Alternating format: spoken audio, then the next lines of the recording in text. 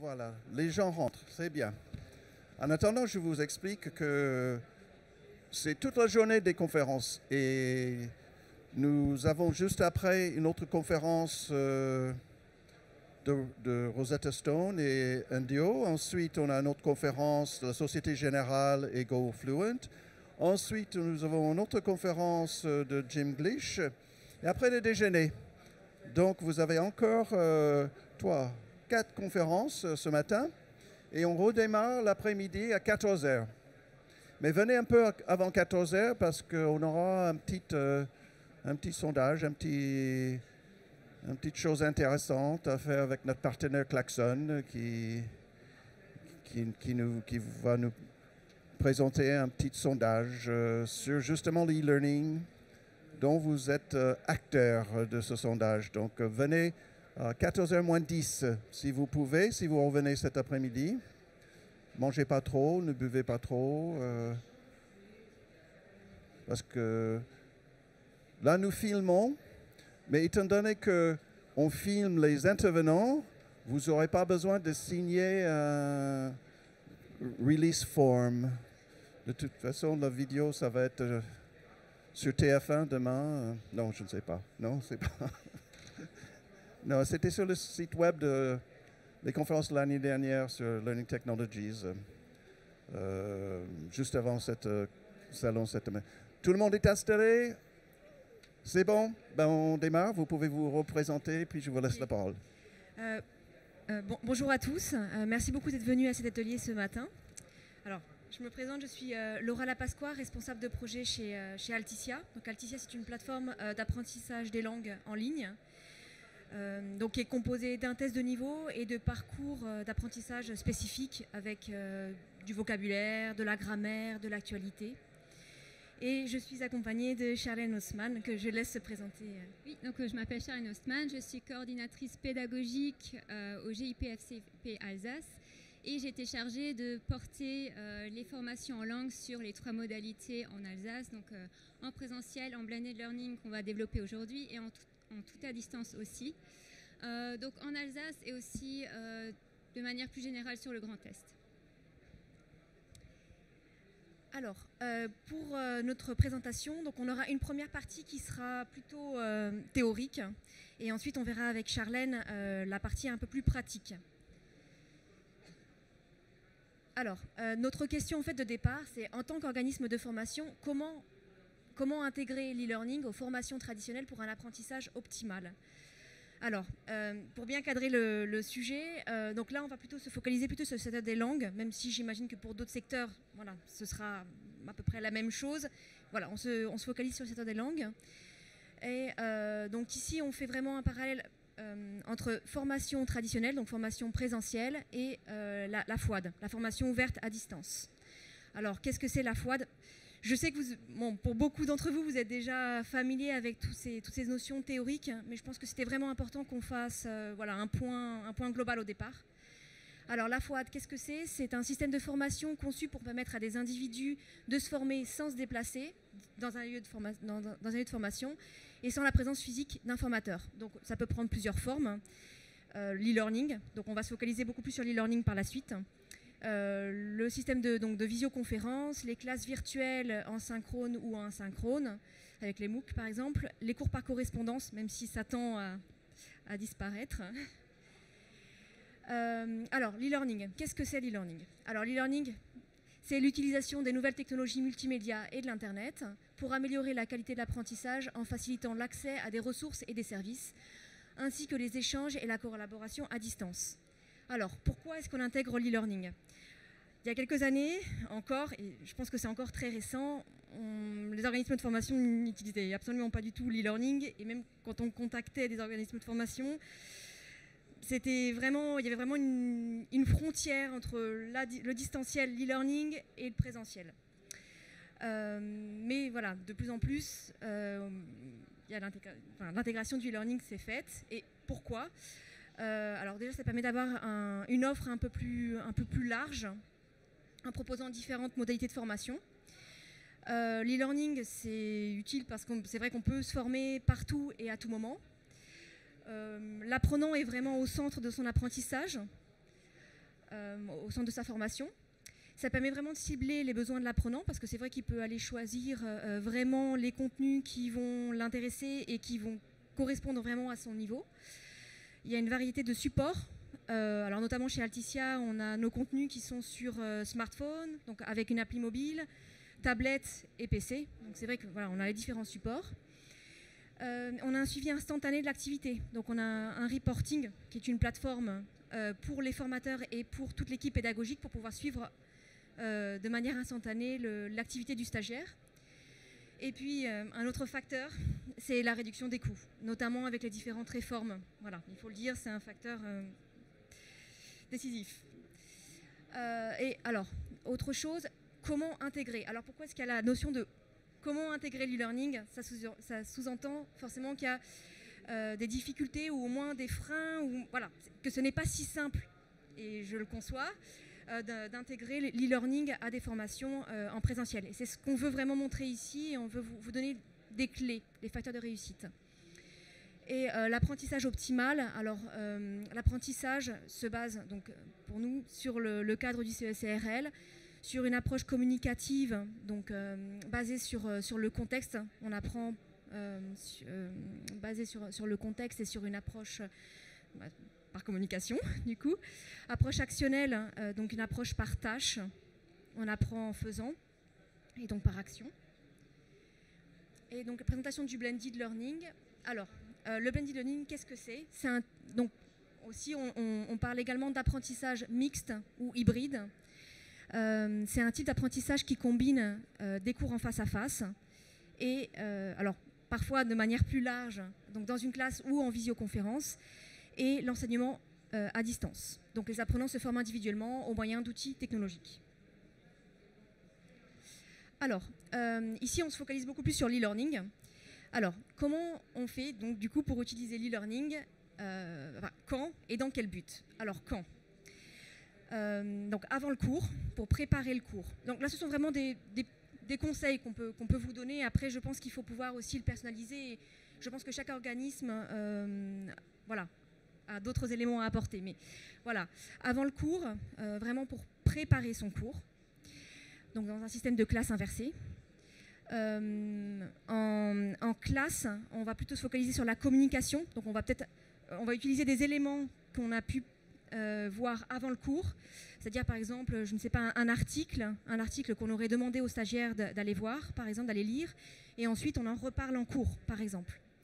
Et après la classe, on consolide les connaissances et ce qui a été vu en cours, par exemple en proposant des exercices de vocabulaire, des exercices de grammaire, voilà. Et dans quel but est-ce qu'on utilise l'e-learning? Plutôt pour la remédiation pédagogique, donc peut-être pour combler peut-être des lacunes d'apprentissage du stagiaire, peut-être qu'il y a certaines notions de grammaire qu'il n'a pas bien comprises, mais il peut revoir sur la plateforme ces éléments. Dépassement, donc il y a certains apprenants qui vont aller plus vite que d'autres, donc le fait d'aller sur la plateforme permet d'aller voir d'autres contenus en plus, et rattrapage pour justement au contraire les stagiaires qui auraient besoin de revoir certaines notions. Personnalisation, le fait de travailler sur une plateforme e-learning permet vraiment de personnaliser l'apprentissage de l'apprenant parce qu'il va pouvoir aller voir des contenus qui l'intéressent en fonction voilà, de son secteur d'activité, de son niveau. Et l'e-learning permet aussi d'identifier les difficultés et mesure des connaissances préalables et du progrès, puisqu'il va y avoir des tests de niveau qui vont être faits, qui vont être possibles. Donc ça permet vraiment de savoir où on en est dans son apprentissage. Et alors, 3 éléments, 3 facteurs de réussite pour un blended learning réussi. Selon nous, vraiment le prescripteur du blended learning et de l'e-learning, c'est vraiment le formateur. Le formateur, il joue vraiment un rôle clé, mais vraiment, vraiment, vraiment très important. Donc pour nous, il faut vraiment impliquer le formateur dans la nouvelle méthode qui va être choisie. Il faut comprendre qu'il y a certains formateurs qui vont peut-être être réticents à la solution, peut-être parce qu'ils ont déjà leur support, ils ont toujours utilisé le même support. Et il faut leur montrer qu'il y a une nouvelle méthode qui est là, mais qui est là pour les aider et non pas pour substituer à leur rôle. Donc ça, c'est vraiment important. Et il faut former, selon nous, il faut vraiment former le formateur aux nouvelles méthodes, donc qu'ils comprennent, voilà, qu'ils connaissent très bien la méthode et qu'ils sachent vraiment l'utiliser. Donc comme je disais, la formation en ligne est un complément et une aide. Ensuite, selon nous, il faut également une bonne organisation en interne, en amont. Il faut pouvoir préparer l'intégration de la nouvelle méthode, de la plateforme e-learning dans vos méthodes classiques. Donc il faut savoir préparer de nouveaux process et méthodes, tester la méthode digitale. Donc il faut vraiment voilà, qu'il y ait plusieurs personnes qui puissent tester la plateforme avant l'utilisation. Et bien connaître et analyser la structure de la plateforme et les contenus qui sont présents. Et le dernier point, c'est qu'il faut vraiment une formation cohérente et fluide. Comme on l'a déjà dit, il faut vraiment que les activités en ligne et les activités en présentiel voilà, il faut vraiment créer un lien, parce que sinon l'apprenant, voilà, il va trouver forcément des excuses en disant voilà, je n'ai pas le temps de faire les exercices en ligne, je ne vois pas le rapport, et du coup ça va vraiment créer de la frustration et l'apprenant au final ne va pas être motivé. Donc il faut vraiment trouver un lien. Et du coup, il faut aussi que l'entièreté du programme de formation soit planifiée. Et ensuite, elle pourra être présentée aux apprenants comme un ensemble cohérent. Voilà, pour permettre d'atteindre les objectifs souhaités. Voilà pour la partie plutôt théorique. Et maintenant, je laisse la parole à Charlène. Alors, je vais parler un petit peu de cas pratique de l'appli qu'on a mis en place sur tout le Grand Est. Alors, il faut bien comprendre les enjeux. On a été en lien avec la région qui nous a demandé de faire des parcours en langue sur 3 modalités, donc en tout présentiel, en blended learning et en 100% à distance. Les enjeux étaient de taille parce qu'il fallait qu'on mette en place cette formation. Elle devait faire 20 heures par semaine sur 11 semaines, donc c'est à peu près 200 à 220 heures de formation sur toutes les modalités, en anglais et en allemand. Et sur une échelle Grand Est. Donc nous, au sein du GIP, on a piloté le projet qu'on a essayé de mettre en place sur les 12 Greta du Grand Est. Alors vous pouvez imaginer qu'on avait des délais extrêmement courts. On nous a demandé de commencer tout de suite. Donc on était en 2018 en été. On avait des délais extrêmement courts et on n'avait aucune ressource en ligne. On a commencé avec rien du tout. On a commencé à chercher des partenariats et on s'est arrêté sur Alticia parce qu'il répondait à tous nos critères. Et on pouvait commencer très rapidement la mise en place du blended learning, de la FWAD. Donc on avait besoin de modules interactifs prêts à l'emploi sur les 2 langues, en vocabulaire, grammaire, mais surtout en pro, vu que c'est ce qu'on nous demandait par la région. On avait besoin de modules en langue générale et professionnelle, donc en langue générale plutôt pour des niveaux débutants, et quelque chose de bien ciblé parce que le but de la formation, c'était de pouvoir intégrer au projet professionnel de l'apprenant la langue. Donc il nous fallait aussi du tout niveau, donc du tout débutant jusqu'au niveau C1+, voire C2.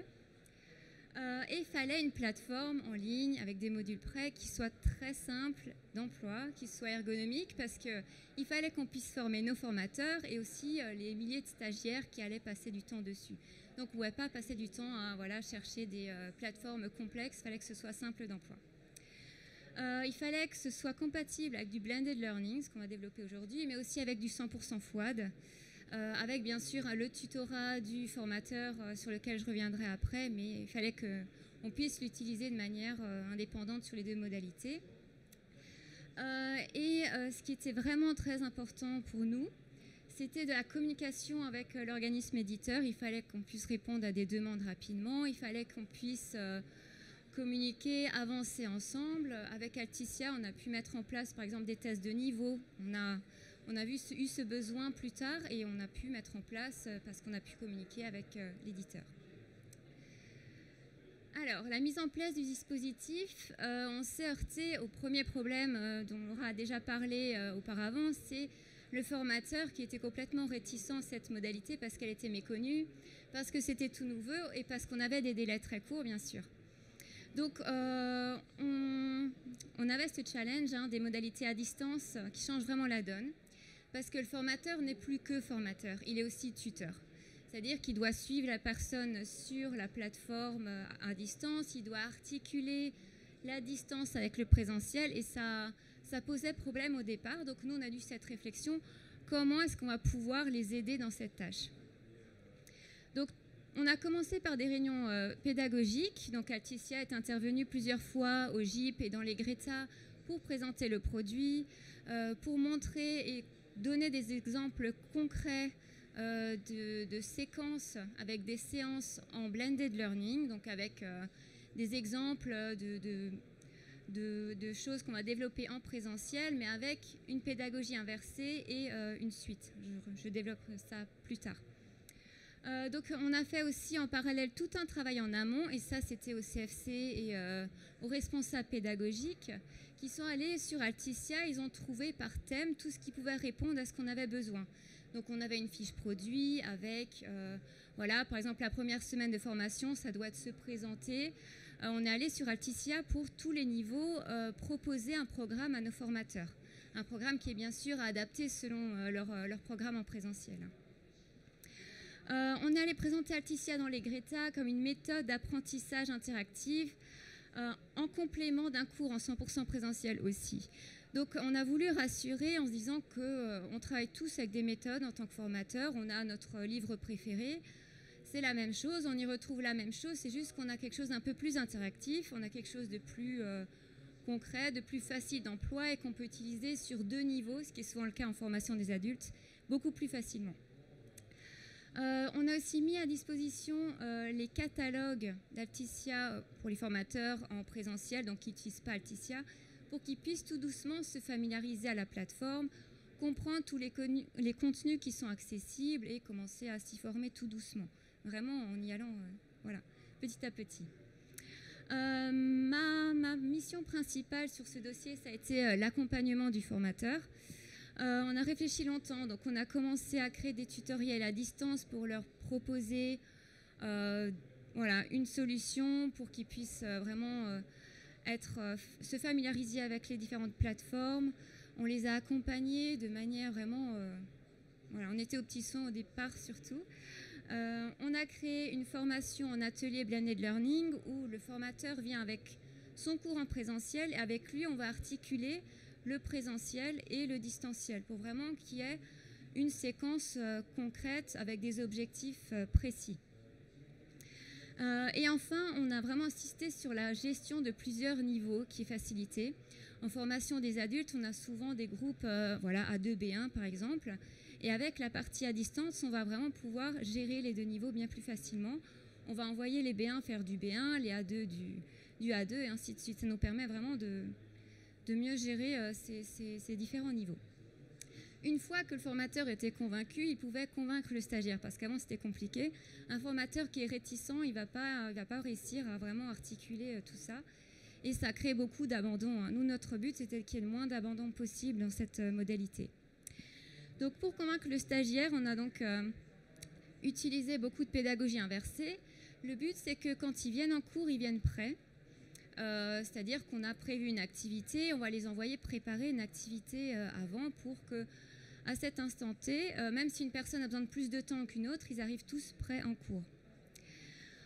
Ça permet aussi de consolider les acquis en complément du cours présentiel a posteriori. Donc une fois qu'on a fait notre séance en présentiel, on va encore pouvoir proposer des devoirs interactifs sur la plateforme. On va voir si une personne a besoin d'un élément de grammaire qu'il n'a pas vu par rapport au groupe. On va pouvoir l'envoyer se former sur ce point-là aussi. Et enfin, l'accent sur la communication, l'utilisation du véritable potentiel du formateur. Le formateur, il a la chance de pouvoir avoir un groupe, donc il faut vraiment qu'il puisse communiquer dans la langue, qu'il puisse inviter les personnes à communiquer, parce que c'est quelque chose qu'on a peut-être plus de mal à faire à distance forcément. Et on va pouvoir créer des activités langagières en communication très facilement, vu que le stagiaire arrive prêt. Et enfin, la personnalisation des cours, selon le niveau et le projet du stagiaire. On a des demandeurs d'emploi, par exemple, qui sont dans l'administratif. On va pouvoir les envoyer sur ces modules-là, donc vraiment personnalisés selon le projet professionnel. Alors, je vais vous donner un petit exemple rapidement, parce que j'aimerais qu'on ait un petit peu de temps pour les questions-réponses. Par exemple, on a dans notre fiche produit, on a une semaine où on doit faire le thème média. Donc, on va demander à notre formateur de trouver quelque chose en pédagogie inversée avant pour que le stagiaire arrive prêt en cours. Il va l'envoyer, par exemple, faire un cours de grammaire en anglais sur Reported Speech.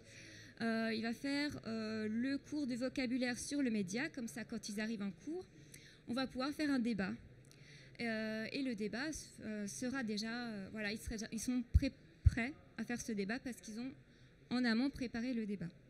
Et en complément, on va leur demander, par exemple, de faire un rapport sur ce débat, ce qui sera les devoirs à faire a posteriori. Voilà. Donc rapidement, en conclusion, Alticia, pour moi, c'est vraiment une aide précieuse au service du formateur. C'est notre bouée de sauvetage. Hein, vraiment, ça nous sert de... Voilà, plutôt que de créer tout seul, on a déjà des choses très bien faites, très bien pensées. Ça nous permet d'étoffer nos ressources avec des modèles interactifs, préparer et consolider le cours pour le formateur. Ça permet aussi pour les formateurs qui ne sont pas très à l'aise avec ça d'utiliser les outils déjà présents sur Alticia. Par exemple, il y a un parcours de formation autogénéré selon les réponses faites par le stagiaire sur son test de positionnement Alticia. Par exemple, s'il fait une erreur dans un vocabulaire, on va lui proposer de refaire ce cours. Donc on a déjà des parcours autogénérés. Ça va aussi attiser la curiosité du stagiaire, le rendre maître de sa formation. Le but, c'est que sur la plateforme, s'il est un petit peu curieux, il va être de plus en plus indépendant plus les semaines passent. Voilà. On facilite les gestions des forces et faiblesses du stagiaire, comme je l'ai déjà dit. Et on peut enfin avoir des formateurs spécialistes dans leur domaine. Par exemple, si on recrute quelqu'un en tant qu'organisme de formation, quelqu'un qui vient du monde de l'entreprise, il sera peut-être un peu moins à l'aise en grammaire. Et grâce à la plateforme, il va pouvoir avoir cette aide. Le développement de contenu interactif, toujours, parce qu'Alticia est vraiment voilà, en train de se développer. On a de plus en plus de choses et des catalogues qui évoluent. Et enfin, on apprécie beaucoup le partenaire à l'écoute parce qu'ils vont aller dans notre sens, chercher des solutions à nos problèmes. Et on travaille vraiment avec un partenariat avec notre éditeur. Voilà. Très bien, bon, on vous remercie. Merci. Et on va passer donc à des questions et puis bien sûr les réponses. Donc, qui a la première question? Oui, monsieur. Bonjour. Je voudrais juste savoir, comment est-ce que vous mesurez, alors c'est un peu insidieux mais sans l'être, la plus-value du présentiel? Alors le présentiel pour moi, enfin, on travaille sur les 3 modalités. Hein. Pour moi, la modalité hybride est la plus, enfin c'est ma modalité préférée en tant qu'ancienne formatrice. La plus-value, tout simplement parce qu'on permet d'avoir un groupe en face à face. Alors que le tout à distance, on est vraiment sur du tutorat, on a plus de difficultés de créer une synergie de groupe qui est vraiment essentielle pour la motivation du stagiaire. Généralement, quand on fait du tout à distance, on nous demande toujours en tant que formateur, mais alors quand est-ce qu'on se voit parce qu'on fait des classes virtuelles, mais c'est un petit peu moins... voilà, c'est pas du vrai présentiel et on nous demande toujours, voilà, qu'est-ce qu'on va faire? Est-ce qu'on peut faire une activité? Est-ce qu'on peut se faire un restaurant? Parce que les stagiaires, surtout sur une formation aussi lourde, ils ont besoin de se voir, ils ont besoin de se motiver, et ils ont besoin d'avoir quelqu'un qui puisse répondre tout de suite à leurs questions. C'est pour ça que même en tout à distance, il faut absolument un suivi par le formateur. Parce que si on le laisse tout seul sur un cours de grammaire à distance, il va des fois avoir des questions qui n'ont pas pu être anticipées ou alors des questions il va se sentir bête, il ne va pas oser demander, quoi. Vraiment, le fait d'avoir un groupe, c'est tout à fait essentiel. Et ça permet l'accent sur la communication, comme j'ai déjà dit. Voilà. Très bien. Une prochaine question.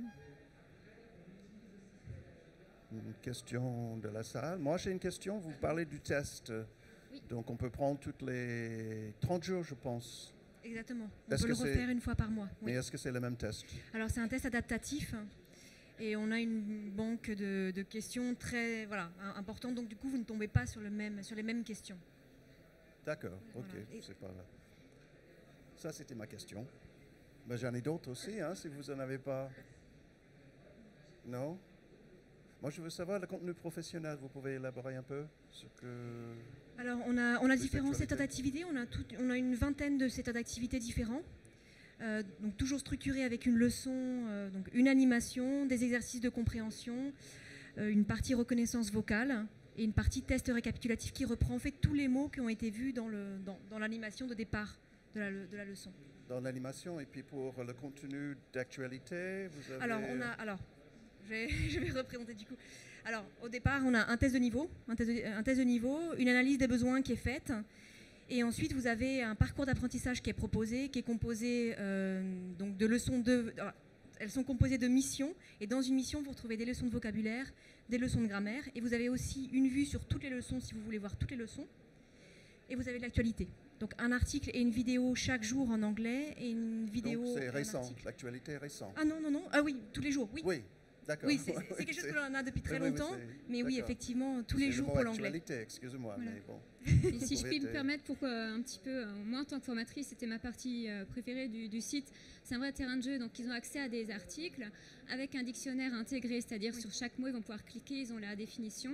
Et c'est pareil pour les vidéos, hein, quand elles sont sous-titrées, on peut cliquer sur le sous-titre et on a la traduction, ce qui nous permet vraiment de développer du vocabulaire dans l'actualité. Et ils sont accompagnés de quiz aussi, de petits quiz pour bien... Oui. Voilà une question de la salle. Bonjour, James Kurashi. J'aimerais savoir quel est le ressenti et le feedback des participants.